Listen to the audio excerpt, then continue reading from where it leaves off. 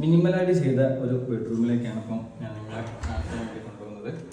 ഈ ഒരു ബെഡ്റൂമിൽ എന്താണെന്ന് വെച്ച് കഴിഞ്ഞാൽ മിനിമലായിട്ട് ചെയ്തിരിക്കുന്നതാണ്. നമ്മൾ അധികം ഇൻറ്റീരിയറോ കാര്യങ്ങളൊന്നും ചെയ്യാണ്ട് കയറി വരുമ്പം തന്നെ ബാത്റൂമിൻ്റെ ഡോറാണ് വരുന്നത്.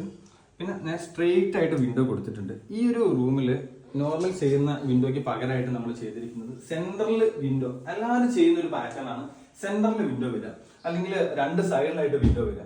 ആ രീതിയിലല്ലാണ്ട് നമ്മളൊരു കോർണറിലേക്ക് വിൻഡോ ഒതുക്കി. ആ കോർണറിലേക്ക് വിൻഡോ ഒതുക്കിക്കൊണ്ടുള്ള ബെനിഫിറ്റ് എന്താണെന്ന് വെച്ചാൽ നമുക്ക് ഈ ഒരു രീതിയിലൊരു വാള കിട്ടി.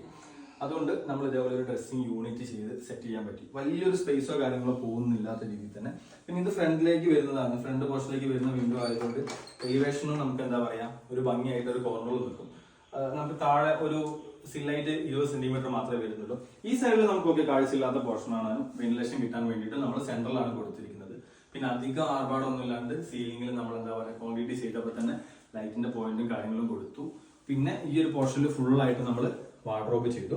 കയറി വരുമ്പോൾ ഇതേപോലെ ഒരു പാസേജ് കൊടുത്തിട്ട് നമ്മൾ ഇവിടെയാണ് ബാത്റൂമിന്റെ ഡോർ കൊടുത്തിരിക്കുന്നത്. അതാകുമ്പോൾ ഡയറക്റ്റ് സ്മെല്ലോ കാര്യങ്ങളോ ഒന്നും നമ്മൾ ഈ ബാത്റൂമിലേക്ക് എത്തില്ല.